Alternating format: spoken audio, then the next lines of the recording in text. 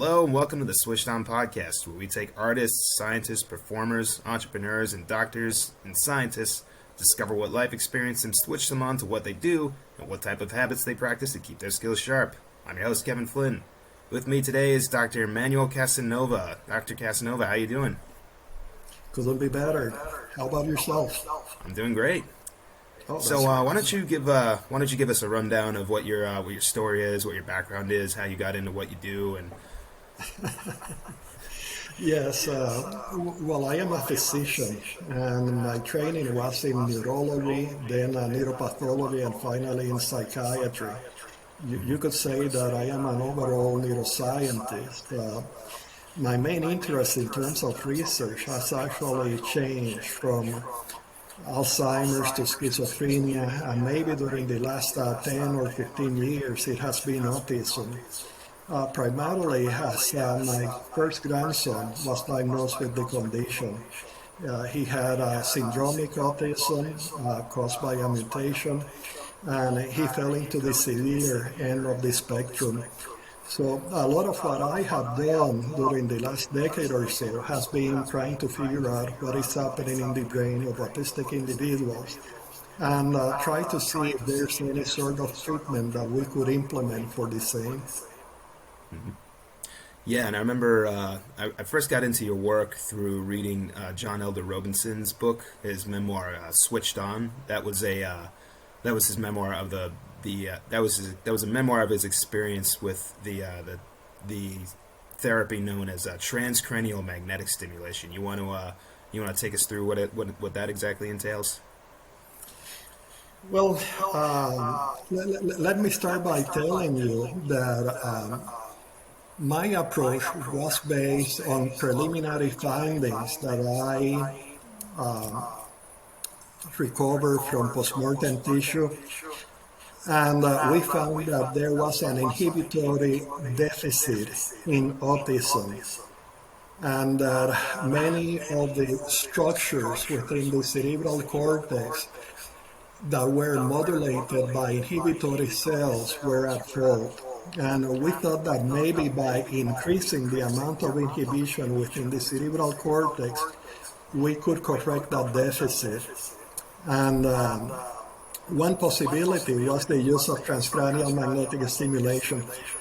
I went around for several years trying to convince other people to try the technique, because this wasn't really what I usually did, but I didn't find anybody. So I decided to do it myself, and I invested a lot of money. I actually bought the equipment, I hired the technicians, and we did the first of many studies.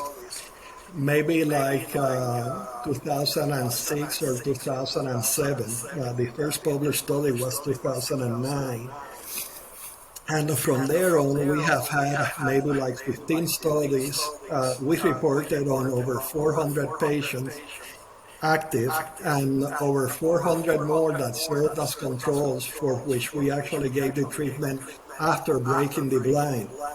So overall, I would say that we have treated, in terms of research, maybe close to 1,000 patients.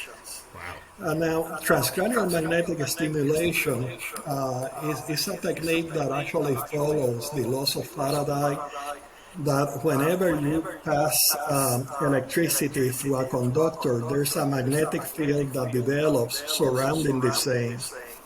And we use that magnetic field in order to either stimulate or inhibit neurons within the cerebral cortex.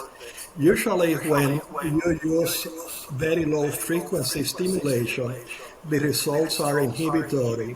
And when you use very high stimulation frequencies, they are excitatory. So we have used very low stimulation frequencies to enhance inhibition within the brains of autistic individuals.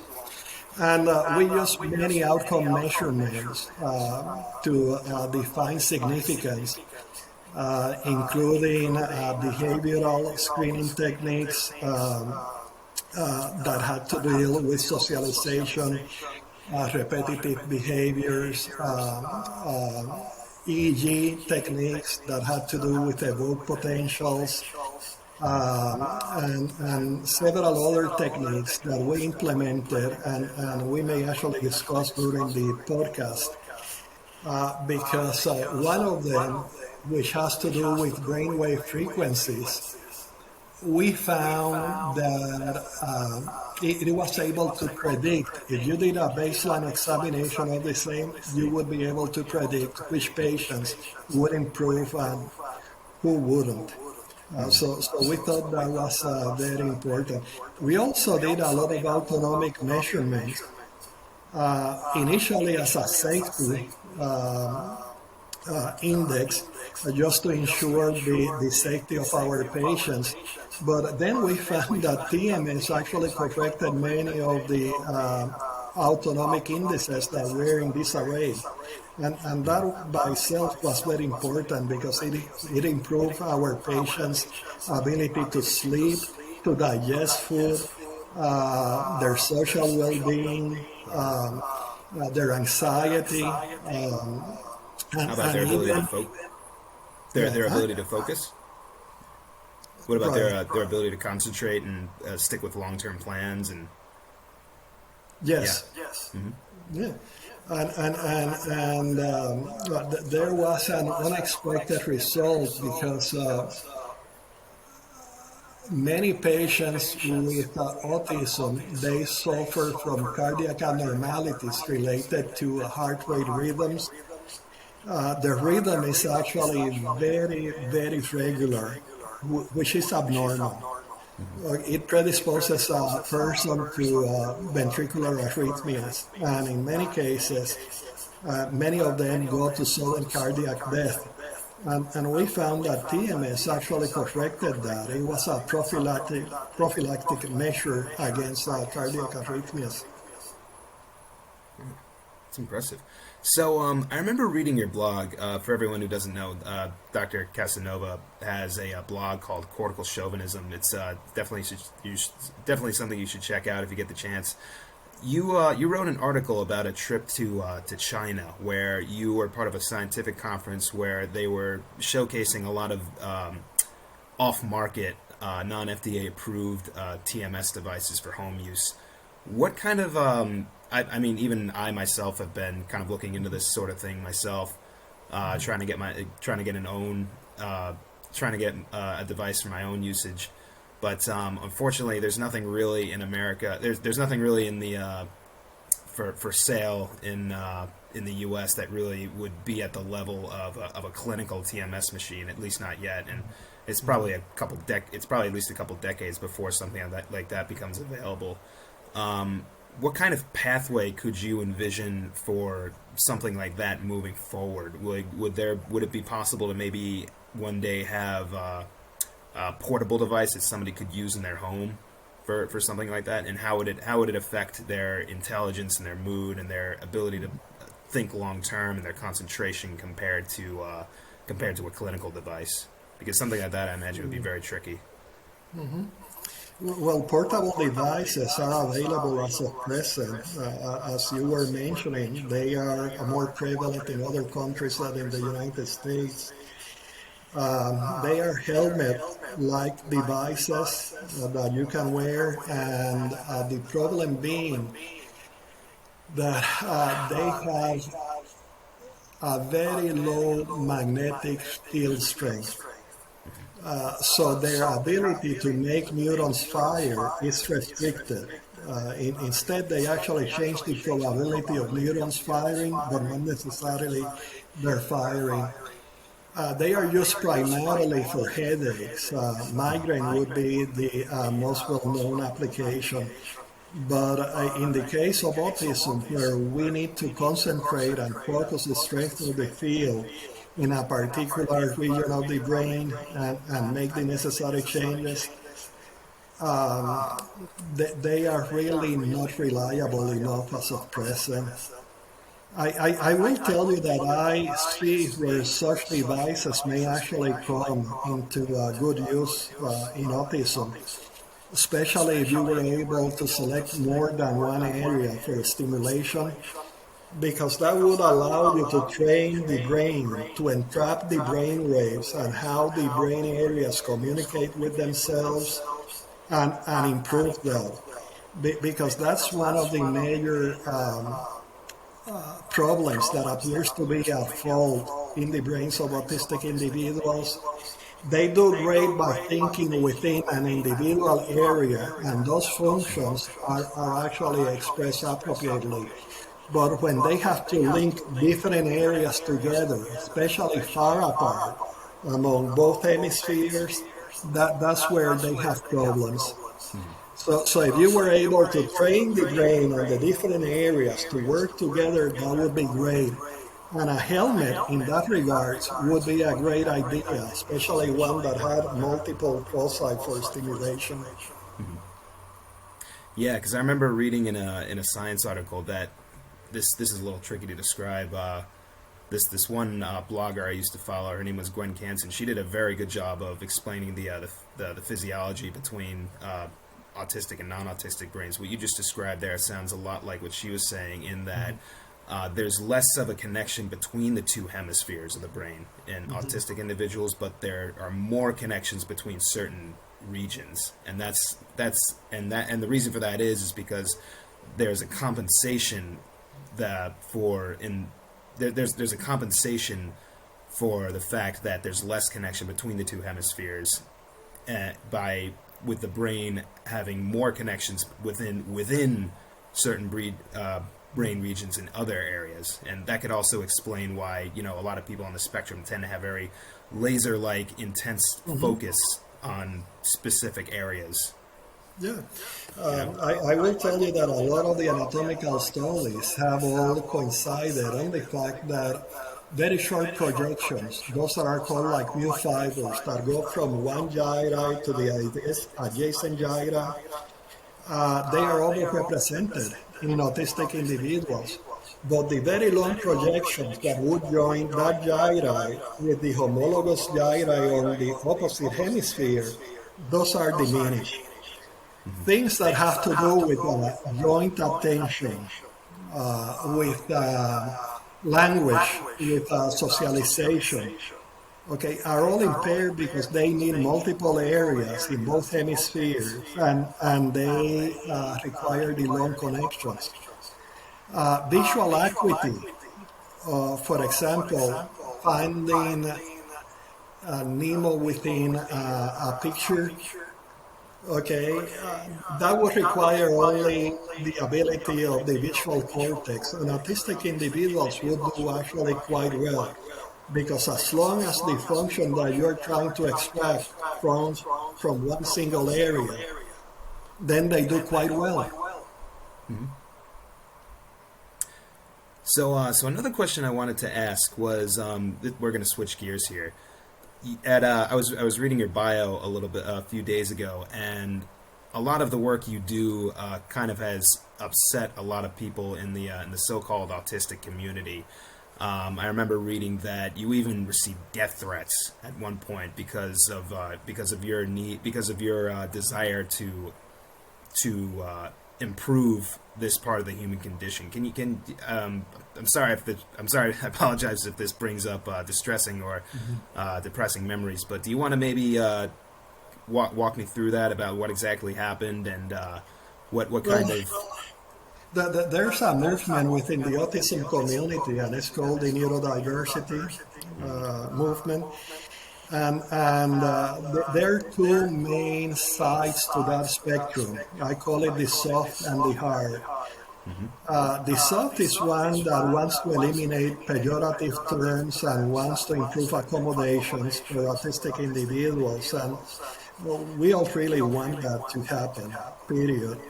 But there are the hard end of the spectrum neurodiversity proponents that really believe that autism is not a medical disorder, but a social disorder, that it doesn't need to be treated, but rather accommodated by society. Whenever you discuss comorbidities in terms of intellectual impairment, in terms of seizures, Those for them, they do not exist because they tend to fall at the better end of the spectrum, high functioning individuals. So anyway, when I first started and I was publicizing the possibility of establishing treatments that would improve autistic individuals, even in terms of their core symptomatology, I was told that I was committing genocide, and then I received death threats because I wanted to eliminate autism from the medical dictionary, according to them. And I did engage in a series of debates over the internet and publicly. And I found it very hard to dissuade or debate many of these hard proponents of neurodiversity. In a few instances, I thought that they weren't even autistic individuals, that they had a personality disorder, but in terms of characteristics, they weren't really autistic individuals. And otherwise, they went to the soapbox and they claimed that there was no need for medical treatment, that there was no need for research, and that many of the things that I was doing was in terms of erasing their personality. I will tell you that my own grandson, who had a NGLI1 mutation, and he had relentless seizures. He spent most of his days in a wheelchair, and in the end he died because of his condition. It's something that actually needed treatment, and many of the patients that came to my clinic who had seizures, who were wearing helmets, trying to avoid head trauma, cauliflower ears, and so forth, they all need treatment. And still some of these people at the end of the neurodiversity spectrum were claiming that they didn't. They were claiming the right to select for the more severely impaired what treatment or not did they deserve. They told me right to my face and over the internet that having seizures was a good thing, because after all, it was the divine condition, okay? That they were blessed for seizures, that they were blessed for having stereotypies and repetitive movements, because that was part of their personality. If I told them about some of our patients with subdural hematomas, or some of the patients with scratch cornea, with cauliflower ears from banging their head, hitting them with their hands, they would deny that they even existed. So for them, they minimized the plight of the severe end of the spectrum and only accepted those that really had minimal or no dysfunction as being autistic individuals. They took actually from the history salient examples of people that have done great things without even certain knowledge that they were autistic, but they claimed that they were autistic because autism for them was a blessing. Okay? Yeah. So in a certain way, I agree with some of the neurodiversity proponents. I agree with the accommodations. I agree with trying to avoid pejorative terms. But I disagree in the sense that I do believe that there's a need for treatment, that there's a need to do more research, and that we could do a lot better for our patients. Mm-hmm. Absolutely, yeah. It's kind of what I'm really excited about, all the research that's going on with TMS. I know Peter Endicott, last time I talked with Kim Taylor, was doing a study in Australia, but I'm not really sure where that is at. Just wanted to back up a little bit here with with these neurodiverse with these people with these proponents of neurodiversity. Do you think it's possible that they're looking at people like Elon Musk and basing their all of their and just kind of like popular characters in media, like I don't know, like Sheldon Cooper from Big Bang Theory? Not that I really watch the show, but I know I just kind of know of the character. Do you think it's possible that maybe they're basing their entire opinion about the condition on just a select few, like, high-functioning individuals, and them just sort of wanting to get in on the action and maybe they're just people who, instead of actually being autistic, aren't really on the spectrum. They just happen to be, like, somewhat socially awkward, or maybe even a little narcissistic, or just kind of, like, not really people you'd want to hang around with in the first place, and are just sort of, like, latching on to this idea to, like, make themselves feel validated. Do you think that's possible? Yes, I think that's possible. And many of those people actually have been self-diagnosed as autistic individuals. They don't have a medical diagnosis of autism. And for those that are biographical, historical individuals, we have some personality traits, but again, we don't have any medical diagnosis of the same. This part of the neurodiversity contingent will claim that Einstein was autistic. Okay, well, we really don't have an idea. If you look at other individuals that have done historical research, they will claim that Einstein was dyslexic, not autistic. And then if you examine the family, one of his sons had a schizophrenia, and apparently his wife was schizophrenic, and probably he had some of the traits himself. So they are all over the board, and claiming that he was just autistic is nonsensical. The other thing that you have to be aware of is that many of the individuals that are the loudest voices are really not autistic whatsoever. They have major personality disorders. They see things in terms of black and white. They take the soapbox primarily to blame society for everything wrong that is happening to them.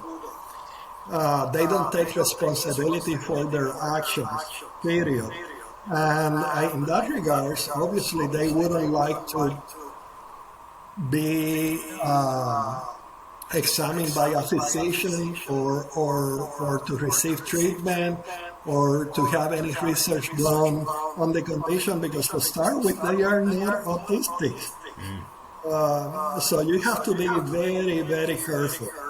Okay? Yeah. You know, and continuing on from that line of thought, there are two other people on the spectrum who I believe you've interacted with and mentored over the last few years. Tom Clements and Yuval Leventhal. Have you?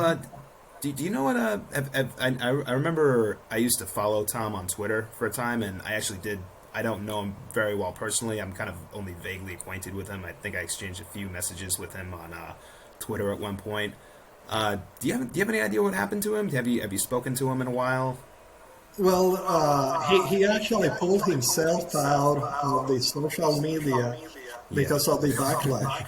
Yeah. I did speak after the fact just to make sure that he was doing okay. But otherwise, if you speak against the neurodiversity contingent, you put yourself a bullseye on your back. And it just so happens that in the UK, the neurodiversity contingent is much more powerful than within the United States. And he has just been one of the cases. There have been many others. I had another person who was a PhD student in philosophy from King's College, and he actually wrote a blog, one of the blogs in Cortical Chauvinism. He was practically driven out of King's College because of all of the bad feedback that he received. And the thing is that these people were really the autistic individuals, and those attacking them weren't. And it's very peculiar. Yeah, it's a very strange world we live in. you know.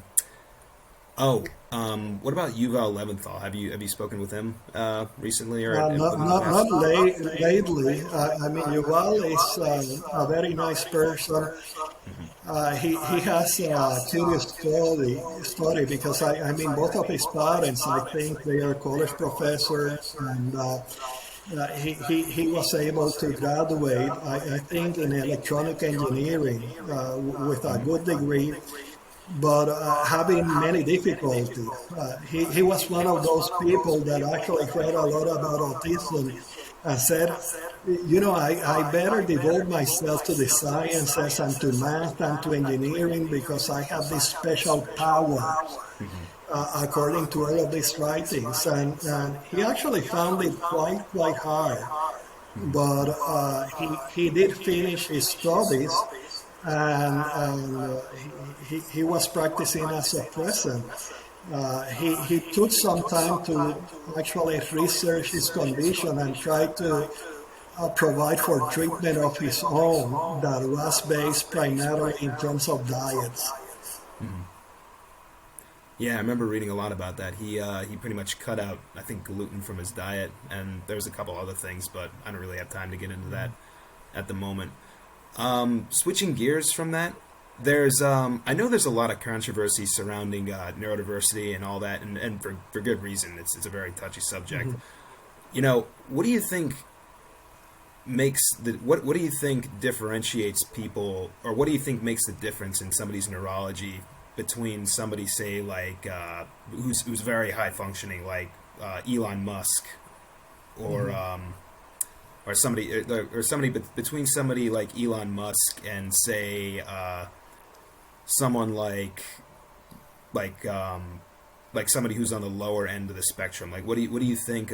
Because with Tom Clements, I'm sure you know, he also has, for one, he was able to teach himself an entire language. He was able to teach himself Mandarin Chinese within 2 weeks, or like 2 or 3 weeks, or some ridiculously low time limit. And he just seems to have a savant-like ability to pick up languages in a very short amount of time.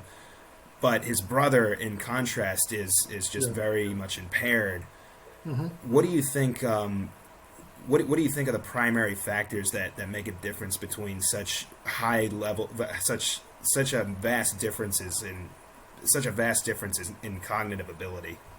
Well, let me just start by explaining something about the concept of low and high functioning autistic individuals. Autism runs in a spectrum, okay, and whenever you publish research, having a group of individuals that actually differ greatly between themselves may put to naught your results. They may invalidate your results. And the idea of high and low functioning autism came from the research aspect, where you wanted a more homogeneous population. So they use IQ as a way of differentiating many of the patients. So high functioning autism was usually defined as having an IQ over 80, and lower functioning, those that had less. From there on, the whole concept has diffused a little bit, just to include social ability, skills, and so forth.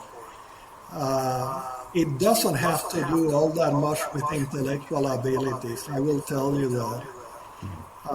You have Elon Musk, very high intellectually proficient individual, and you have Kim Peek, who had tremendous memory powers, but was more severely involved in other areas, primarily in terms of socialization.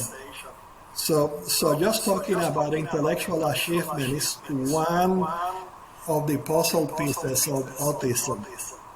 Period. Now, there are many, many puzzle pieces involved. I can tell you that my battery is dying as a present. Okay.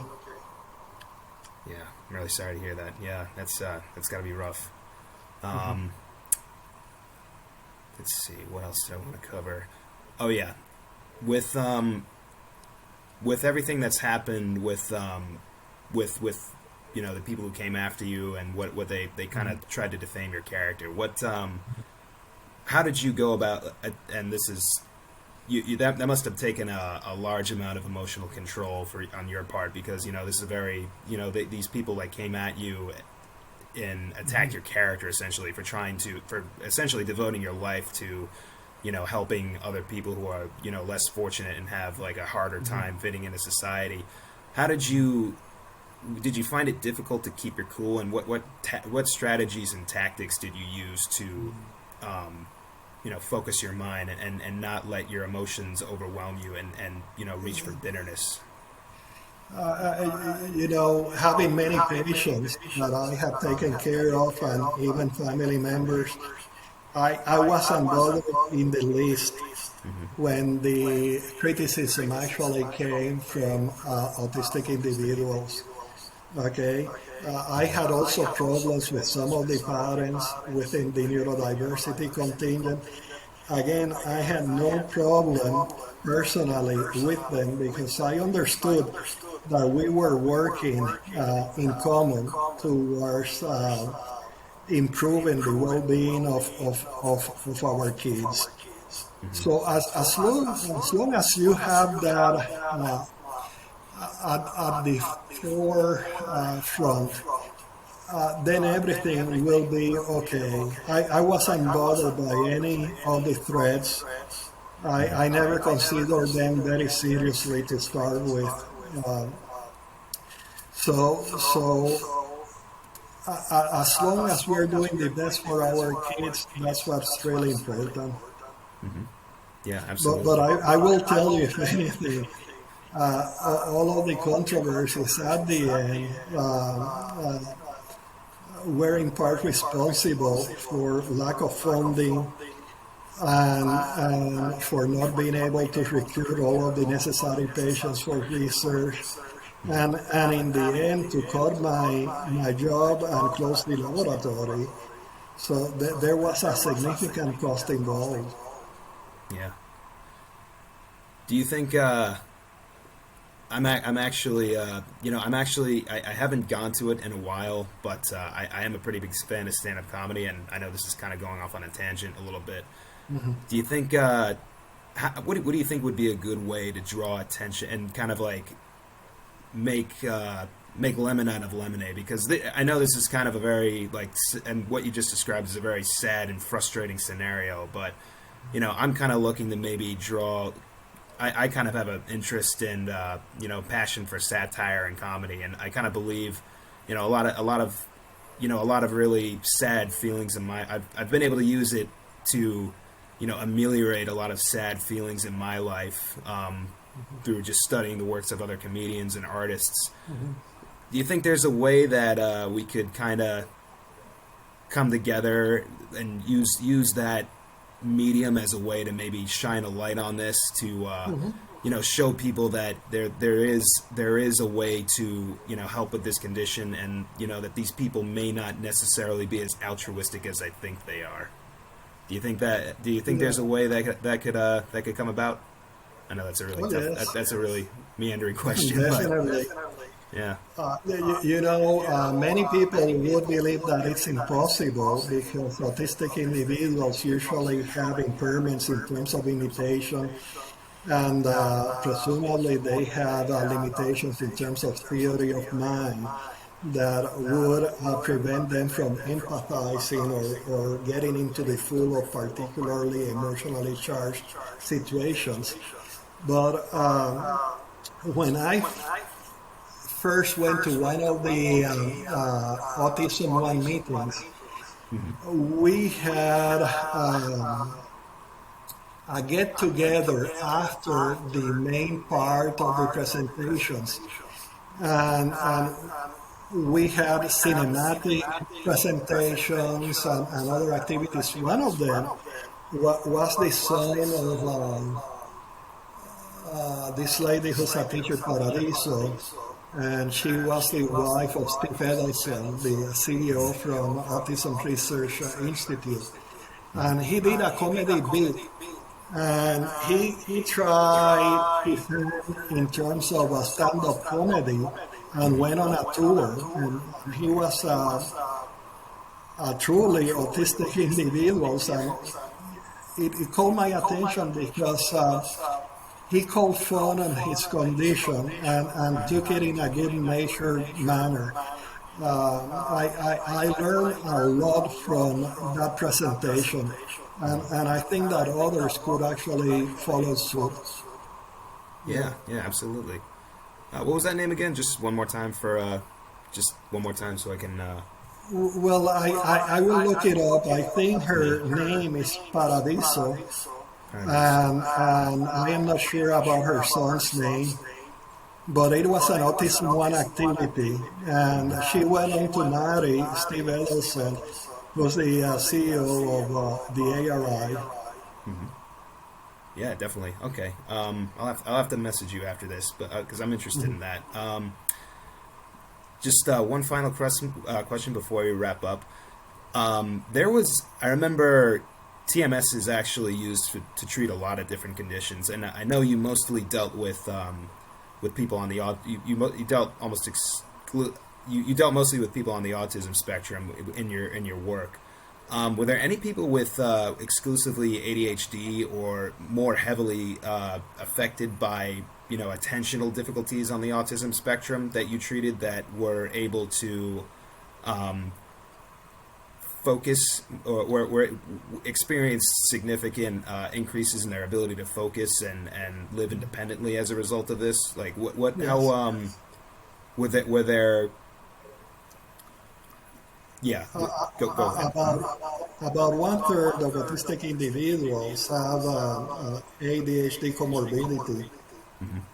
So we had plenty of patients, and I actually treated them together as a subgroup, not only with TMS but also with neuromodulation by neurofeedback, which is an approved technique by the FDA to treat ADHD. And we developed 3 different protocols based on neurofeedback to treat those autistic individuals with ADHD, and we thought that we were markedly successful.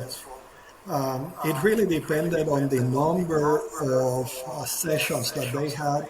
Usually for significant improvements, you needed at least 40 sessions of neurofeedback. And that's common practice as of present. So yes, we have plenty of experience with them. Okay. All right. Well, I think that pretty much covers all the questions I wanted to ask you. Do you have any questions for me or anything you'd like to talk about? No, I really appreciate the opportunity. I tell you that the future of TMS is incredible as an opportunity for treatment in autistic individuals. It's not only about symptoms such as repetitive movements or inattention, but about core features of the conditions that have been improved by TMS. Theory of mind, error monitoring, all seem to improve with TMS, but also the secondary gains in terms of the dysautonomy of autism, stabilizing the autonomic nervous system by central stimulation. It improves sleep, it improves digestion, it improves so many things that patients' lives, their quality of life, are improved forever. So I have high hopes for the technique. Okay. Just one more thing. Do you think that it's possible within the next decade this could become FDA approved, or do we have like a couple more years after that, or something? Well, the major problem is for the FDA to approve it, you would have to have like a gigantic study with many patients and to be able to prove statistically that the effects would generalize to the overall community of autistic individuals. It would probably necessitate many different centers working together in terms of doing this study. I tried, I applied repeatedly, but wasn't able to get like the FDA support on one hand, but also the financial support on the other, because we never charge our patients for anything. I mean, one of our studies for autonomic measurements in autism, we had over 120 patients, just the active patients, not the controls. And they had 18 visits for TMS, and that didn't include like those that were for desensitization, explaining questions, signing the informed consent, and so forth. So in one study alone, I actually had over 2,000 visits. Okay, it actually requires a lot of effort and maybe support from the federal government. My battery is running and may shut down at any moment. Okay, yeah, no problem. Yeah, thank you for that. That's pretty much all the questions I wanted to ask. You can follow Dr. Casanova on Twitter, and his blog is also called Cortical Chauvinism. That's all the time we have today, folks. Thanks for